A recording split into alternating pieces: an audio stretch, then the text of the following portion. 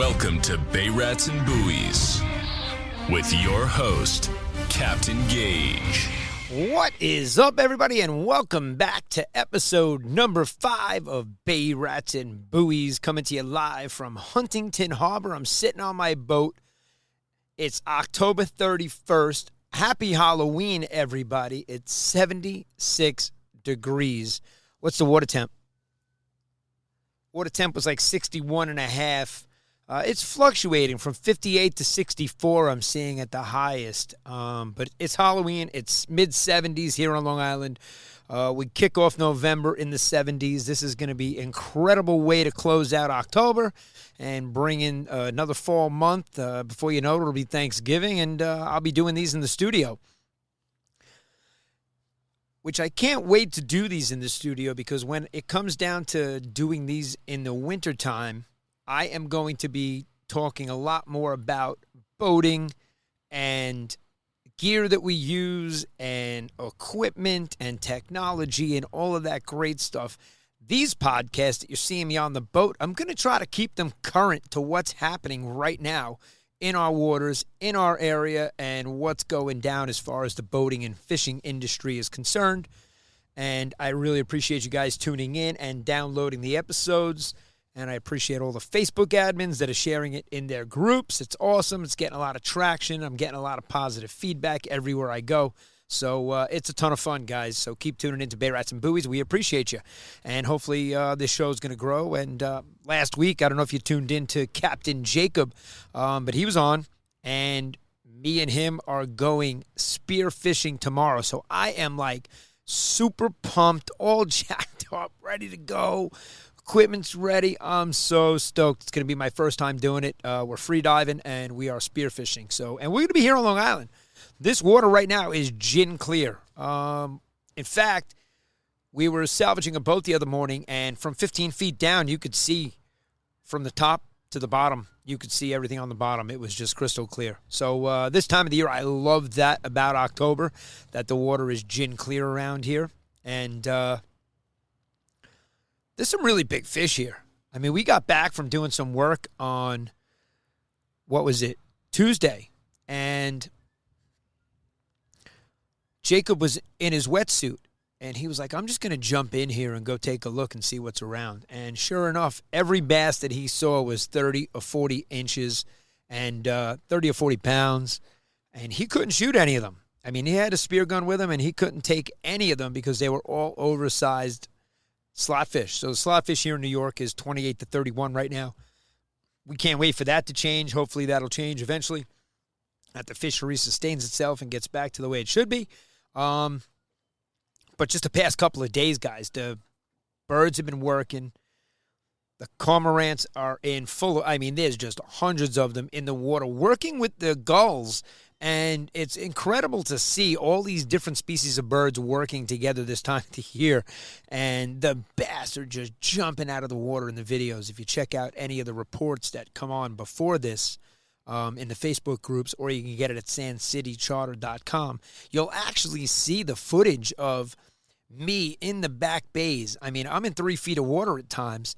And yesterday, the bass were blowing up right on the shoreline. I mean, they were in a foot of water, and it was incredible. And that's what I love about this time of the year. You don't know what to expect. Like, I'll give you an example of this morning. So the past 3 days, it's been lights out, birds working, bass jumping out of the water, bluefish jumping out of the water, and every cast we're hooking up on top water, light tackle. Today I was throwing a casting egg with a game changer fly on it. I mean, we were just changing it up, having fun out there, because the past 3 days have just been nonstop. But check this out. So I'm looking around with the binoculars, and I'm going to head into one of the back bays, and I see a log floating in the water. And I said to Tommy that was with me this morning, I said, Tommy, I said, keep an eye on that log over there, because if it swims away, that means it wasn't a log. And I kid you not, the head pops up, and boom, away it goes. Water temp was 58 degrees, and it is October 31st, and I had my first official seal sighting, so I can actually say to you, yes, the seals are here, and I saw them. And when I tell you, there were guys working the surf in the back, and they had sent Tommy a message saying nothing. They've got nothing since yesterday, and I have a feeling it's because the seal, it was just loaded with bait. So there was no bait, no fish, no birds, all the way into the back. And the seal had moved in. And when that happens, guys, usually it's mid-November. So usually it's another 2 weeks before I see the seals. And am I surprised? No, because somebody did tell me that they had a seal sighting. And, I believe half of what I see and, none of what I hear. So in that regard, I'm like, okay, maybe he saw a seal. Maybe he saw a log. I don't know. Anyway, he definitely saw a seal, and I believe him because I saw the seal today, and it was back here in a back bay. And here's what happens this time of the year. That water temperature drops, and the squid come into the back harbor. Now, in the evening time, right about now, got another hour and change until that sun drops, that sun sets, and, it gets dark right after 6 o'clock now. And in the back harbor, right here, the birds are going crazy. The fish are jumping out of the water, and it's on right here. And that is, last night we come in, the sun went down around 6:30. By 6:30, it was getting dark. And I want to say it was like 7 o'clock. I was rolling through the harbor, and guys were out here squid fishing. So last night was the first night, and I'm out here 7 days a week, guys. So between work and chartering and all the fun stuff that I do on the water, I'm here every day. And so last night was the first night that I actually got to see the people here with the lights over the sides of the boat, green lights in the water, and they were squid fishing. I was going to drive over and see if they were actually catching any or if they were just checking out their spots ahead of time and seeing if anything was going on. Usually you can tell by the guys down at the dock that set up the generators and have the lights in the water and run it all night long. Once those guys are set up, you kind of know the squid are here because they're there and they're catching them all night long. So I'm excited to get out there and do that as well this year. I'm hoping to squirt a couple people with some ink and have some fun. But this time of the year, the bass come in here because the squid are in the harbor. And the bass are in here. The bait is in here. The birds are working. So that's what's so cool about the fall. And it's not just here. It's all over. It's every back bay. It's every estuary. The South Shore of Long Island. I'm on the North Shore. So I'm in between the North Shore of Long Island and Connecticut. We have the Long Island Sound. The people on the South Shore have the Atlantic Ocean. And everybody from the surf is catching fish. The guys from the surf here are all catching fish in every back bay. And they're jumping around from different back bays because every day it's probably on in a different spot. And you get there and you see the birds working, it's lights out. And it's lights out for like 15, 20 minutes, a half an hour. The bunker are blowing up. They get exploded on. And then it just shuts off. The birds disappear. There was just 40 birds here working and they're gone. You don't even see a bird. The cormorants, I got to tell you, they're in the videos that I have.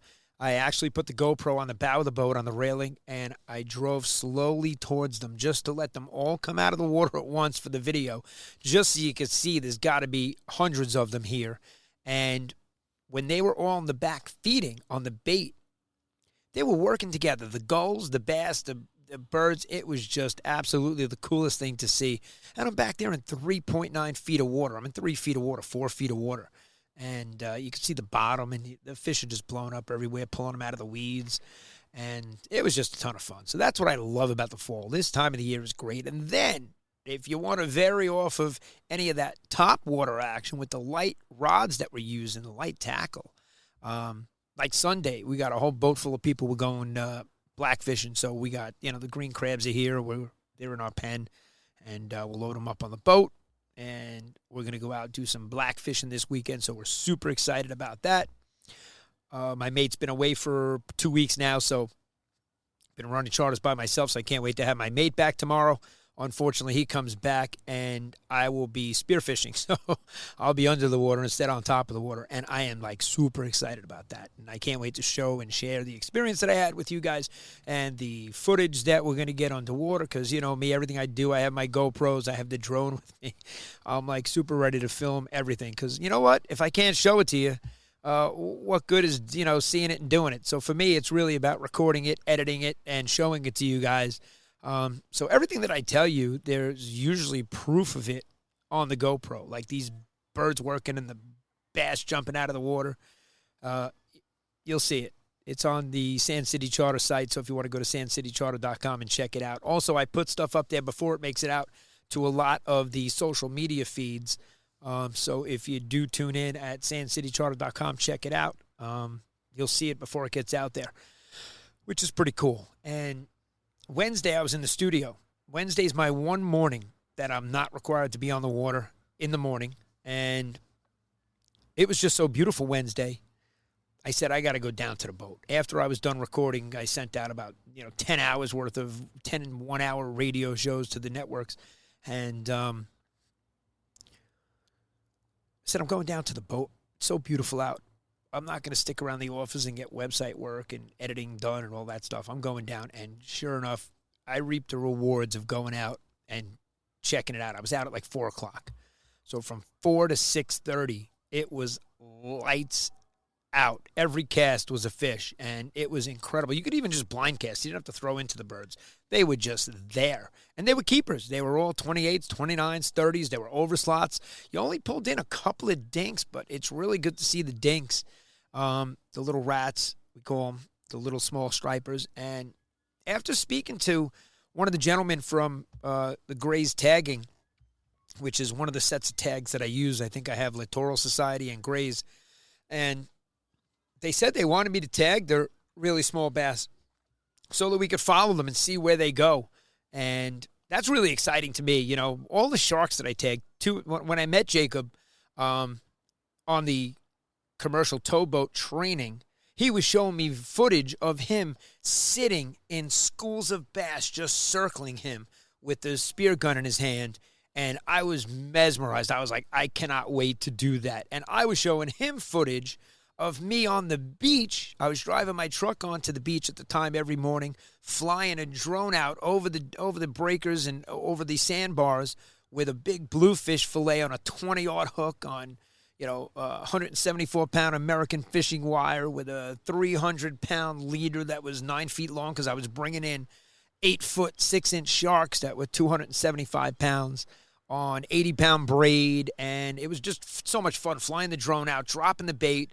And within 20 minutes, the rods, if you set up 2 rods, there was a good chance one of them was going off within 15 minutes. And the videos are just insane of the rod just going zzz, zzz, zzz, zzz, zzz. My son, he's 12 now. He was 10 at the time.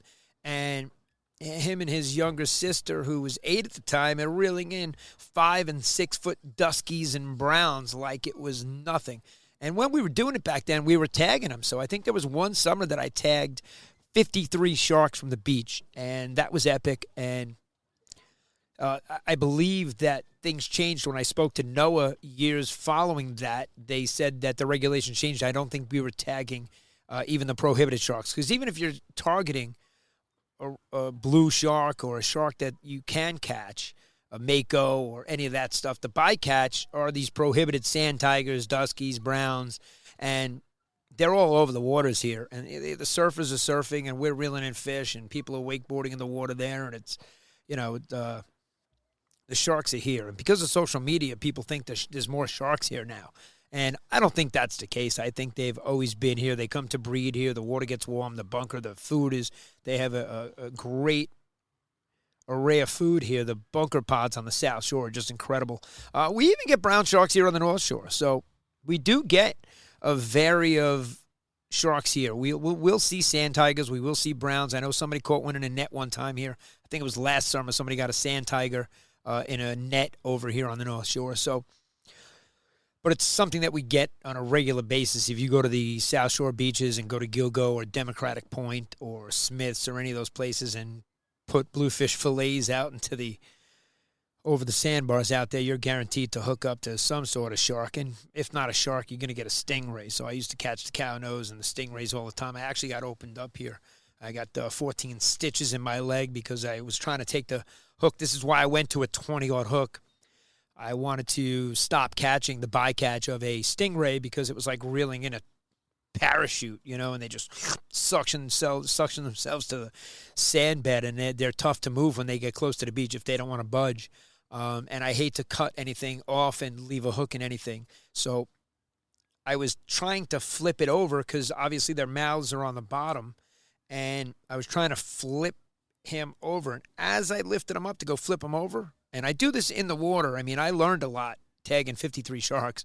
And one of the things that I learned in the beginning was not to drag them onto the beach. And it's tough to deal with them in the water. It really is. But as I was trying to flip them over, a wave came in and washed him up against me. So his entire wings were up against my legs, and his tail just wrapped around my leg, and the barb right down there by the ankle sliced me right open like a razor blade. I didn't feel a thing. You just looked down, and the blood was dripping down. So I had to clean that out. I had a first aid kit, obviously, in my truck, and clean it all out, bandage it all up, and go get staples. And took 14 staples to close it up. But now I could sit with Hooper and the captains in the cabin there and show my scars. So I got some battle scars from shark fishing on the beach, and I'm really glad it wasn't from one of the sharks, because those sand tigers have some nasty teeth, no doubt about it. And all of them do. They all have, crazy sets and crazy rows of teeth. But what's cool is when I cut the barb out of their mouth. I didn't try to de-hook them and drag that barb back out. I just had bolt cutters. And because I was making all my own shark rigs, I was just cutting the hook. The hook was a $3 20-aught hook that I got at J&H. And I cut that hook, and just the whole rig just fell right out of his mouth. That was it. The barb fell off on the outside, and the rest of the hook just came right out of his mouth. So I didn't have to sit there and try to de-hook a shark, which in the beginning I gave that, and that was an option. I tried that, and I just saw that that was not going to work out well for me. And I got to say, the greatest part was, and I said this in last week's podcast, that releasing those sharks was probably the most majestic thing, is grabbing onto this. I mean, the skinniest part of the back tail of some of these 8-foot sand tigers was the thickest part of my thigh. I can't even get both hands together around his tail to drag him out into the water, back into the waves, and turn him around and walk him into 3-4 feet of water. And the whole time you're thinking, wow, this thing's going to turn on me. But that never happened. They all just swam away, and it was really, really cool to see and cool to be part of. So I think that was the best part of catching them. And I'm really glad that I didn't get any feedback of any of the tagged sharks that, they didn't wash up on the beaches. I haven't gotten any calls to any of those tags. So hopefully all those sharks have swam off to further, warmer waters down south or wherever they go. It'll be really cool to find out when I do get any of that intel back of where those sharks were caught. And that's why the tagging is so cool. And now we're doing it. We have a lot of them on the boat right now. I probably have 40, 50 tags on the boat for the striped bass. So we try to tag as many as we can and let them go. And so in my area, there's a good chance you guys could catch some tagged fish, because I'm here in this area tagging fish. So keep an eye out for the tags on the fish. And, well, happy Halloween to everybody. It's Halloween, 75, 76 degrees right now. The sun is shining. I'm here on Long Island, closing out October. And I figured, let me sit down here on the boat, get the podcast done, episode number 5 for the week. I'm going to tie it in at the beginning of the podcast. I have the fishing report for the Fisherman Magazine, which I've been making the reports for all summer long, all season long. And I'll continue to do them throughout the winter, because in the wintertime, not only will we have destination podcasts that we're going to be doing from down south and all the places that we travel to go fishing, but I'm also going to be fly fishing here on Long Island in the wintertime, and I will be doing the podcast in the studio, but we'll be talking about the fly fishing and all the different things that we do. So we continue to fish throughout the whole year here, even though it does get cold. I tend to go down to the warmer weather to try to target my bucket list of all the different species that I'd like to catch. So that's going to be exciting for this wintertime. But in the meantime, there's tons of fishing going on right here. It's red hot right now. So whether you're going out catching the blackfish, whether you're going out for the bluefish, I got friends that are still catching bonitas. The false albies are still here. They can still get in the false albacore. And the striped bass. I mean, everybody's catching bass. So whether you're at any shoreline, you get out there. You can get down to the docks right now and throw out a swim shad. And you got a good chance of hooking up at a striped bass right here from any of the docks. Go down to your town dock and cast out there, even where you would go snapper fishing. The fish are in all the back bays, all the back harbors, and this is just such a fun time of the year. So it's really exciting. Now, if you guys know anybody, any of your buddies or your friends that you're in fishing groups with, because I know my text messages it's ridiculous, the different captains groups that I'm in, and then all the different anglers groups and the surf guys and the kayak guys. I sold my kayak last year, so I don't have my pedal kayak. But I'm still friends with everybody that's out there kayaking. I'm friends with the guys that are still out there fishing from the surf in my area. And we share intel. And we're telling you, hey, tonight it's over here in the harbor. The birds are crazy. The bass are blown up out of the water. And having that intel, and I know we're all in different groups. So if you have a buddy that's really into fishing and he's going to want to hear about the gear that we use on the boat for the trolling, for charters, or the jigging, because I use some different stuff. I have real high-end stuff. I'm not just, I don't think we've used diamond jigs on one trip. I like to use higher-end stuff, and I'm going to be happy to show that stuff with you guys. And that's what I'm going to do in the winter months, I'm going to save that for some of the downtime of how we make our own flies and how we tie stuff up, and help you guys do some of that stuff and give you some of the tips for boating. Like, I got a call yesterday. I don't know if any of you guys know Outdoor Tom Schlichter. And Outdoor Tom gave me a call. I know you may have known him from Newsday. 2 years ago, he did write a nice article about me in the Explore Long Island section regarding fly fishing at Connecticut River, which was just incredible. And he called me up regarding boating stuff that he's doing for a blog.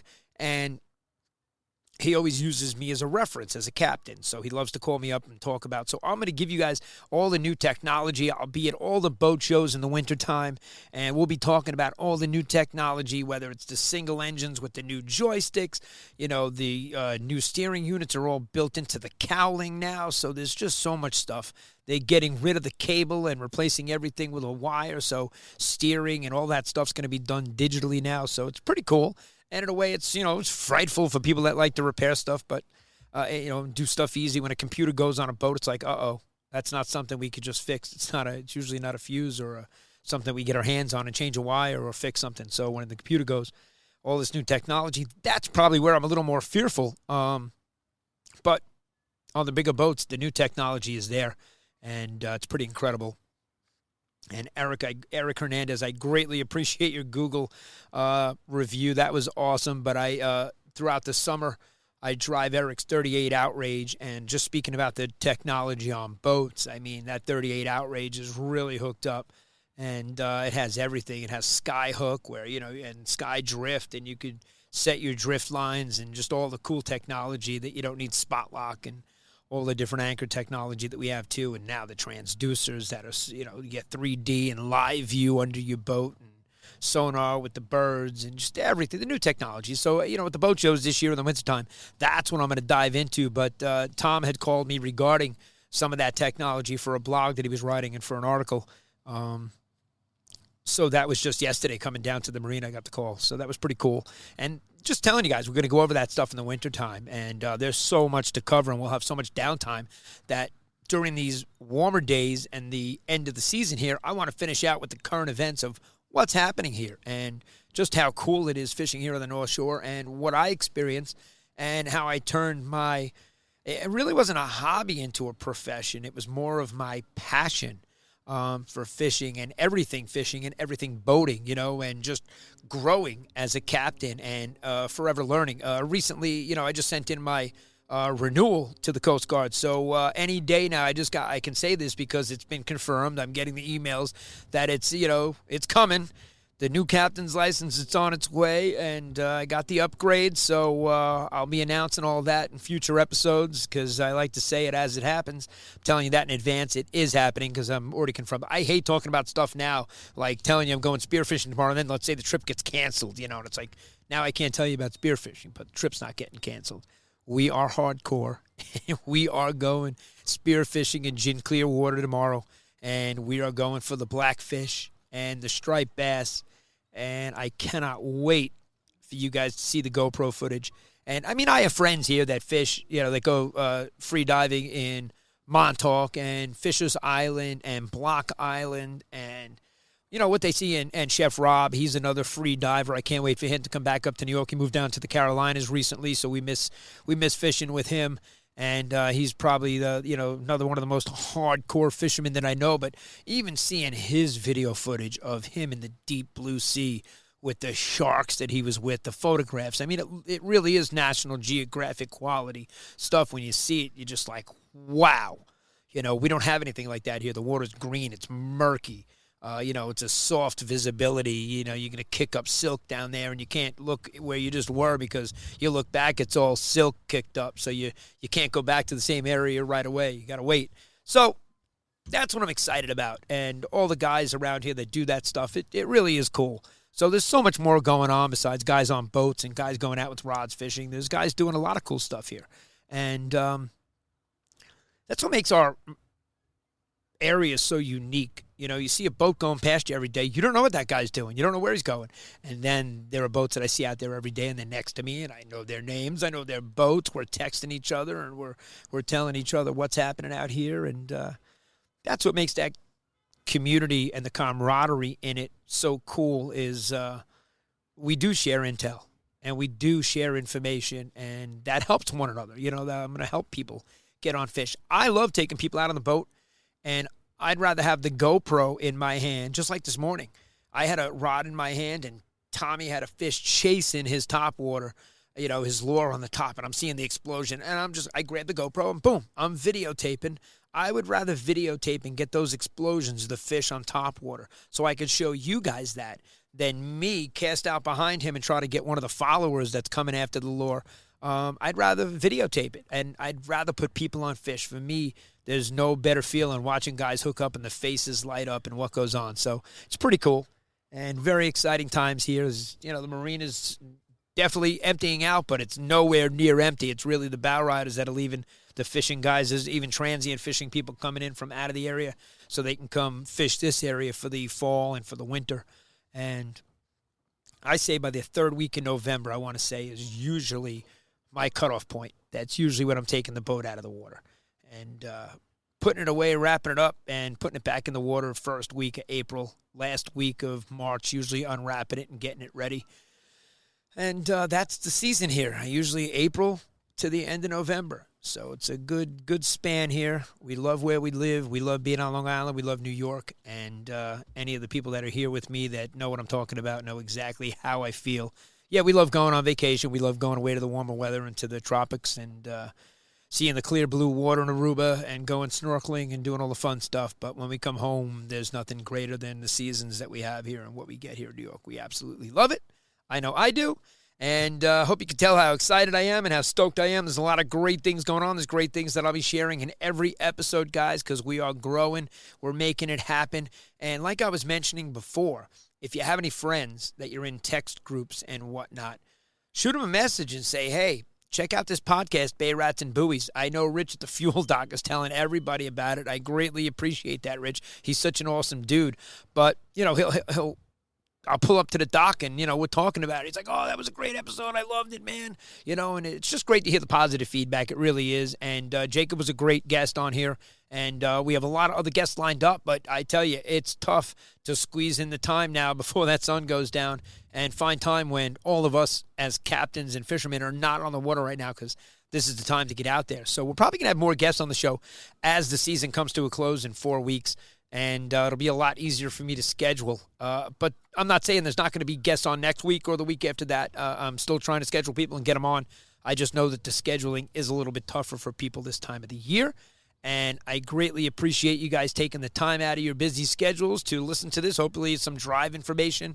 And I'll have some really cool gear that we use and all the techniques that we do and all that fun stuff. I got all the videos to show it to you. I got underwater footage from the GoPros down there while we're fishing.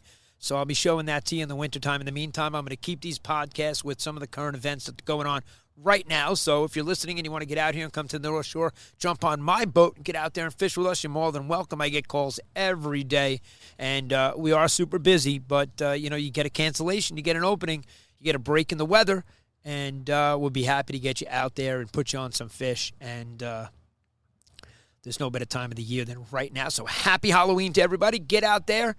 Hope you had fun trick-or-treating tonight, because by the time I put this on the internet, it's probably going to be this evening. And you guys are going to be coming back from trick-or-treating. So hopefully you check the kids' candy. Don't let them eat everything. But I know my kids are super excited to get out there. I do have a costume, but I saved it.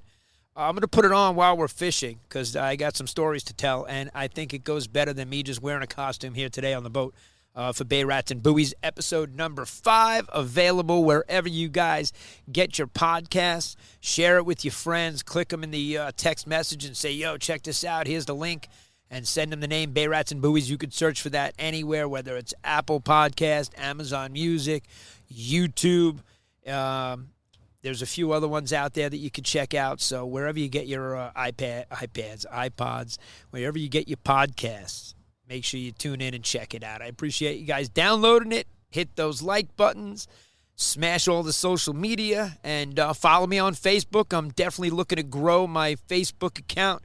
So both for Sand City Charter and my personal, which is Gaige Simon, and I spell Gaige with a Gaige.